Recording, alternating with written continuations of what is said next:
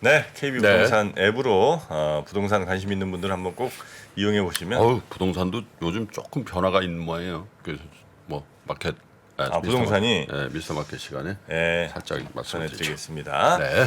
자, 그러면 뉴스3 우리 권순우 팀장님 모셔보죠. 어서 오십시오. 네, 안녕하세요. 3프로TV의 권순우 취재팀장입니다. 네, 반갑습니다. 자, 그러면 이제 한 주의 마무리 금요일 오늘 또 어떤 뉴스들이 워낙 이제 해외 쪽에서 들려오는 뉴스가 소리들이 뭐 긴급하다 많아서 보니까 뭐 하나 또 은행 망했나 이제 이런. 요즘 권 팀장은 외신 전문 기자 같아. 오늘도 한번 가볼까요? 예, 같이 그냥 보시면 일단 훈훈합니다. 증시는. 그 다우존스 1.17%, 와 나스닥 2. 거의 한 5% 육박하게 네. 올랐고요. S&P 500 1.7% 올랐습니다. 엊그제만 하더라도 뭐 금융위기 다시 오는 것처럼 시스템 위기 오는 줄 알았거든요. 실리콘밸리 은행 파산 문제 때문에. 그 실리콘밸리 뱅크를 그 예금보험 한도 이상으로 보장을 해주려면은 재무부가 시스템 리스크 선언을 해야 돼요. 그 전제 조건으로 있어서 미국은 시스템 리스크 선언이 된 겁니다. 네. 그랬는데 굉장히 좀 걱정을 했었는데 뭐 생각보다 잘 구제가 되면서 증시가 오히려 그 금리 못 올릴 거다라는 기대감 때문에 기술주가 급등하는 모습을 좀 보여주고 있습니다. 네. 그리고 이제 그 다음 퍼스트 리퍼블릭이라고 SVB 다음으로 위험할 거다. 그래가지고 주가 완전히 폭락했던 그런 회사가 있었는데 우리 첫 번째 뉴스입니다. 미국의 대형은행 11곳이 퍼스트 리퍼블릭에다가 39조 원의 예금을 맡겼습니다. 예금을? 안 찾는다 이거지 저거. 네. 저거 예금 맡길 때 저걸로 나눠줘라. 그러니까 그런가요? 예, 뭐 나중에 뭐 돈 필요하면 이거 갖다 쓰고 유동성 공급을 해주고 이 회사 망하면 우리도 예금 보호 못 받는다. 저거 한국에서 하던 거 아니에요 저런 거? 지난번 겨울에 뭐 증권회사 몇 군데 어려우니까 대형 증권사 니네들이 좀 도와주지. 예, 그런 거잖아요. 그런 겁니다. 이건 뭐 정부가 시킨 거예요? 당연하겠죠. 알아서 뭐, 하겠어요. 자발적으로 협조했다라고 보시면 어떨까요? 협조. 왜? 왜 협조해? 어, 안 하면 뒤통수가 약간 좀 따끔따끔거려서. 아니요. 그러니까 만약에 소형은행들이 망하면은 전체적인 금융 시스템에 좀 문제가 되기 때문에 그런 부분을 좀 좋아졌다고 볼 수 있을 것 같은데요. 퍼스트 리퍼블릭이 한 300억 달러, 39조 원 정도를 예치를 했어요. 네. 여기에 참여한 대형은행은 뱅크 오브 아메리카, 시티, JP 모건, 체이스, 웰스파고 여기가 한 50억 달러씩 예치를 했고 골드만삭스와 모건 스탠리도 25억씩 또 예치를 했습니다. 그러면서 은행들은 이번에 미국의 가장 큰 은행들이 퍼스트 리퍼블릭과 모든 규모의 은행에 대해 가지는 신뢰를 반영한다. 네. 그러니까 금융 시스템에는 문제가 없다. 그리고 고객과 지역 사회를 섬길 수 있도록 은행들을 지원하겠다는 전반적인 의지를 보여주고 있다라고 얘기를 했습니다. 네. 근데 사실 대형 은행들의 역할은 이게 뭐 너무 아까 조금 뭐라 그럴까? 정부가 떠밀어서 한 거 아니냐라고 보실 수도 있겠지만 실제로 패드에서 그 돈을 받아주는 것도 대형 은행들이잖아요. 담보 받아주는 것도 이게 대형 은행들의 역할 중에 중앙에서 오는 유동성을 소형 은행들이나 이제 다른 금융기관에다가 공급하는 역할을 원래 합니다. 근데 이번에는 워낙 좀 심각한 상황이었기 때문에 일종의 세레모니 비슷하게 예금을 예치해 주는 게 뭐 유동성을 공급해 주는 실질적인 효과도 있겠지만 은행들이 퍼스트 리퍼블릭이 망하지 않을 거라고 보기 때문에 예금을 한다라는 어떤 그 시그널을 보내주기 위한 효과도 분명히 있는 것으로 보입니다. 그리고 이제 퍼스트 리퍼블릭 같은 경우는 그 전에도 이제 좀 자금 조달을 좀 했었어요. 그래고 한 340억 달러 정도의 현금을 이미 보유하고 있고 그리고 이제 그 대형은행에서 이번에 300억 달러를 추가 지원을 했기 때문에 한 640억 달러 정도의 현금을 보유하고 있는 상황이 됐습니다. 그러면서 여기서 은행들이 자발적으로 했기 때문에 미국 재무부와 패드와 연방예금보험공사와 통화감독청 등 4개 기관은 공동 성명을 내고 대형은행들의 지원을 긍정적으로 평가했습니다. 아유 이렇게 자발적으로 잘해주셔서 감사합니다 하는 그런 얘기입니다. 항상 저런 사태 나오면은 JP 모간의 헤드가 옐런을 만나고 그러더라고 예전부터. 이번에도 그랬죠. 예. 예. 그 제이미 다이먼이 만났죠. 예, 제이미 다이먼이 제넌 옐런 장관 만나가지고 이런저런 얘기한 다음에 제이미 다이먼이 다른 은행들을 설득해서 우리 같이 예금 맡기자라고 한 것으로 워싱턴 포스트가 보도를 좀 했습니다. 저건 JP 모간 그 창업자 시절부터 저 전통이 있어요. 예, 거의 대부분. 예. 아니 JP 모건은 뭔데 재무장관 직접 독대하고 그러는 거예요. 그러니까 뭐 리더라고 인정하는 거죠. 미국에서도. JP 모간 그 창업자 시절부터 미국 뉴욕 베이스의 은행가에서 네. 이 사람이 우리 리더다. 대표성을 인정해 주죠. 아, 그래요. 예. 그래가지고 제넌 옐런 장관은 이번에 상원 청문회를 갔습니다. 이게 이 사태 이후에 그 재무부 관료가 국회에 간 건 처음인데요. 여기서 미국인은 자신의 예금을 필요로 할 때 인출 가능하다는 것을 확신해 가져도 좋다라고 약속을 했습니다. 그러니까 어쨌든 SVB 문제에서 시작된 문제들은 이제 조금 해소가 된 걸로 보여요. 근데 약간 우리 걱정쟁이들이 좀 있잖아요. 네. 모든 문제에 걱정하시는 분들은 예전에 베어 스턴스가 터질 때만 하더라도 우리가 큰 문제가 없을 거라고 생각했다. 근데 그 뒤에 진짜 큰 리만이 터졌잖아요.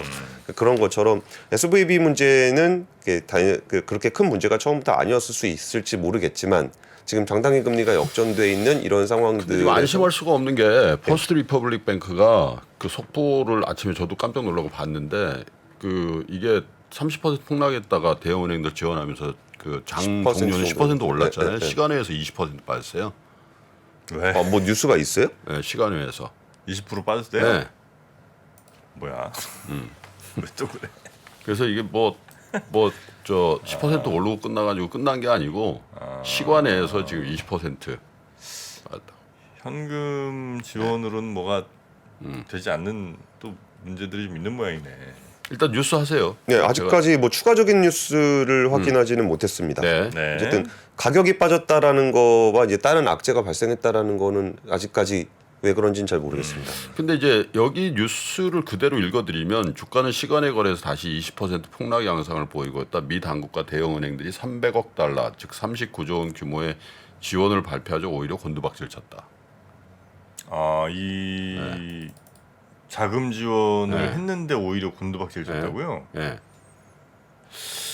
허허. 그러니까 뭐 다시 한번 그 업데이트를 좀 해볼 테니까. 예, 네. 거기까지 네. 뭐그 이상은 잘 모르겠습니다. 어쨌든 네. 지원을 해서 저는 지금까지 시장 분위기, 지수 분위기로는 조금 완화되는 분위기입니다. 그리고 ECB에서는 유럽 중앙은행이죠. 여기 좀 의외인데 빅스텝을 했습니다. 0.5%. 네, 0.5% 포인트. 크레딧 스위스 얘기 먼저 잠깐 들려드리면 네. 그 스위스 중앙은행이 한 70조 원 정도 자금을 넣기로 했어요. 스위스 중앙은행이 크레딧 스위스에 돈 밀어넣어서 시장 안정을 좀 하기로 했고요. 그리고 최대 한 30억 스위스 프랑, 한 4조 2천억 원 규모의 선순위 채무증권을 발행을 하기로 했습니다. 그러니까 채권 그냥 채권도 아니고 선순위니까 조금 더 좀 크레딧을 보강한 채권이라고 할 수 있습니다. 그래서 이거는 크레딧 스위스의 핵심 사업과 고객들을 지원할 것이라고 좀 얘기를 했고요. 그리고 사실 크레딧 스위스 분위기가 좀 있었기 때문에 ECB가 기준금리 결정을 0.5%를 못할 거다라고 좀 생각들을 했습니다. 근데 이번에 ECB가 발표한 걸 보니까 기준금리를 3%에서 3.5%로 0.5%포인트 인상하기로 했습니다. 그러면서 이제 라가르드 총재가 기자회견을 했는데 오히려 금리 인상과 관련한 추가 인상의 여지를 좀 남기고 있습니다. 뭐 CS 문제가 있어서 당연히 그거에 대해서 좀 언급을 할 줄 알았는데 오히려 그 물가 관련한 얘기를 훨씬 많이 했습니다. ECB는 통화정책 방향에서 물가 상승률이 지나치게 높은 수준으로 있고 네. 전망되고 있다. 그래서 물가 상승률 목표치 2%로 제때 복귀를 하기 위해서는 오늘 금리를 50bp를 인상을 해야 된다라고 발표를 했습니다. 그래서 실제로 저 유럽의 그 물가 수준을 보니까 2025년까지 중기 물가 목표치 2%까지 복귀하기가 좀 어려울 거다라는 전망을 ECB에서는 계속 하고 있어요. 올해 물가 상승률이 한 5.3%, 내년 가도 2.9%, 2025년 가도 2.1% 정도로 전망을 하고 있습니다. 그래서 이 부분에 대해서 이제 그 라가르드 총재는 우리는 물가 상승률과 오히려 단호하게 싸워갈 것이다. 그리고 네. 불확실성이 줄어들었을 때 물가 상승 기조가 유지된다면 우리는 추가로 인상할 여지도 있다. 물가 안 잡히면 이거보다 더 올리겠다는 네. 얘기입니다. 지금 유로존의 2월 물가 상승률은 무려 8.5%나 됩니다. 그 전달에 8.6%에 비해서 줄어들긴 했는데 네. 우리가 맨날 미국 물가만 이렇게 보다 보니까 좀 물가가 좀 많이 내려왔지라고 좀 생각을 하고 있는데 유로존은 아직도 8.5%예요. 그래서 지금 ECB는 오히려 50bp를 인상하는 모습을 보이고 있다. 있다라는 모습들이 어떻게 반영이 될지는 조금 더 시장을 지켜봐야 될 것 같아요. 네. 어떠세요? 이게 50bp 올려놓은 22의 상황. 글쎄 사태의 심각성을 그냥 제가 보는 견지에서는 네. 예, 모르겠네. 너무 이제 그 CS 문제라든지 이런 것들이 그 임박해서 터졌잖아요. 예, 예. 예, 그래서 그 부분을 긴급하게 반영하는 것까지는 조금 덜 반영한 거 아닌가 그런 생각도 드는데 예. 모르겠네요. 그리고 잘한 결정인지에 대해서는. 그러니까 여기에 대해서 이제 금융당국이 이제 재무부도, 그러니까 미국 재무부도 그렇고 ECB도 그렇고 공통적으로 얘기하고 있는 것 중에 하나가 네. 그 은행 부문은 튼튼한 자본과 유동성을 보유해서 회복력이 있다. 예. 그 ECB는 어떠한 경우에도 통화 정책의 순조로운 파급이 가능하도록 금융 시스템을 지원하고 충분한 유동성을 공급할 정책적 수단을 갖고 있다. 이런 얘기를 공통적으로 하고 있거든요. 그러니까 이 얘기는 뭐냐면은 ECB를 비가 유로존에 있는 대형 은행이나 미국에 있는 대형 은행들은 글로벌 금융기구의 그 건전성을 굉장히 높여놨어요. 그러니까 이 부분에 대한 자신감이 ECB도 그렇고 패드도 그렇고 좀 있는 것 같아요. 그러니까 SVB 같은 경우는 조금 이제 밑에 단에 있는 은행이기 때문에 그런 건데 그러다 보니까 이 물가와 금융 안정의 어떤 그 판단이 상충이 되고 있을 때 그래도 물가에다가 조금 힘을 실을 수 있는 부분들이 금융 안정에 대해서는 좀 은행들은 돈이 좀 있다는 얘기거든요. 네. 그러면서 라가르드 총재가 기자회견에서 얘기했던 것도 물가와 금융 안정은 현재 상호 상충 관계가 아니다. 그래서 우리가 물가 잡는다고 금리 올려도 금융 안정을 크게 해야진 않을 거다라고 얘기를 좀 했었고요.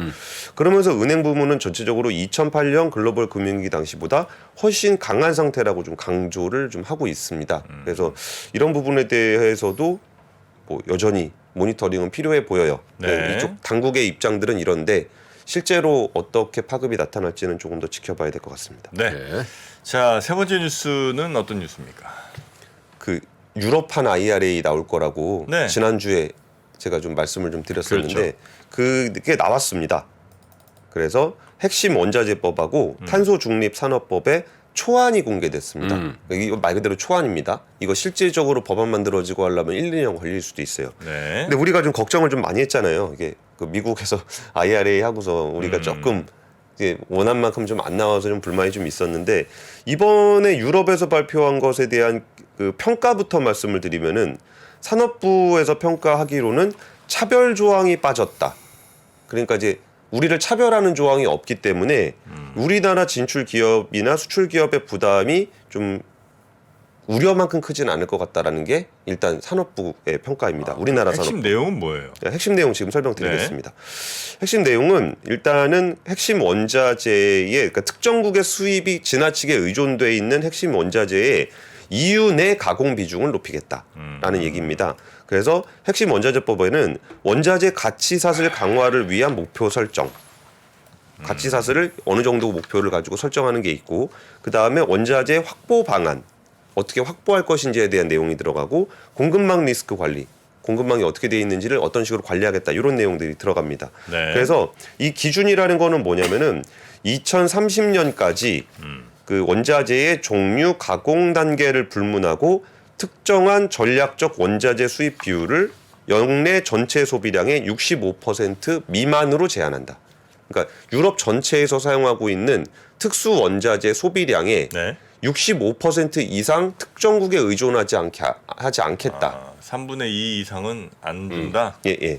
그리고면서 거기 다시 강조했던 게 EU는 현재 히토류, 마그네슘, 리튬과 같은 핵심 원자재의 몇 % 정도 중국에 의존할 것 같으세요? 과연 90%만 맞습니다. 네. 정확하게 맞으셨습니다. 그죠. 예, 정프님 감 좋으시네요.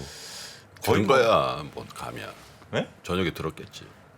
저를 왜 이렇게 깎아내리지 못해서 날이시죠? 아니 왜 공부를 열심히 했단 얘긴데. 어디선간 들었겠죠. 그럼. 네, 저도 뭐 어디 출처인지 모르겠습니다. 예, 현재 90% 이상 중국산에 의존을 하고 뭐 있다고 우리도 해요. 뭐 거의 비슷하지 않아요? 예, 우리나라도 그렇습니다. 그래서 이게 또 전기차, 반도체, 히트펌프, 태양광 패널 등의 제조에 필요한 핵심 소재들이에요. 그러니까 이걸 가지고 어떤 얘기를 하냐면은 우리가 그 탄소가 배출되는 그 석유라든지 석탄 뭐 이런 것에서 벗어나려고 지금 하고 있는 거잖아요. 네. 기후 위기를 대응하기 위해서. 그러면서 우리가 메탈에 종속되고 있다라는 얘기를 많이 해요. 네네. 지금 뭐 리튬도 그렇고 니켈도 그렇고 다 그 금속들이잖아요. 그러니까 야 이거 우리가 원유를 안 쓴다 그러다가 메탈에 종속되는 것 같고 이게 중동에 대한 의존도에서 좀 벗어나려 그러다가 중국에 대한 의존도만 높이고 있는 거 아닌가? 이런 고민들을 하는 게 현재 상황이 그렇기 때문에 그래요. 근데 또 중동하고 중국이 또 친해졌잖아. 아 그렇기도 하죠. 그죠? 자원 강국들. 네. 그래서 잘 일단 돌아가 요즘. 예. 그래서 2030년까지 특정 영내 전체 소비량이 65% 미만으로 제한하는 것을 타겟으로 잡았고요. 그리고 2030년까지 EU의 전략 원자재 소비량 중 10%는 자체적으로 추출하고 네. 그러니까 유럽 내에서 추출을 하고 가공의 40% 원자재 받아와서 여기서 가공을 하더라도 40%는 영내에서 하고 그리고 15%의 재활용 역량을 보유할 방침이다.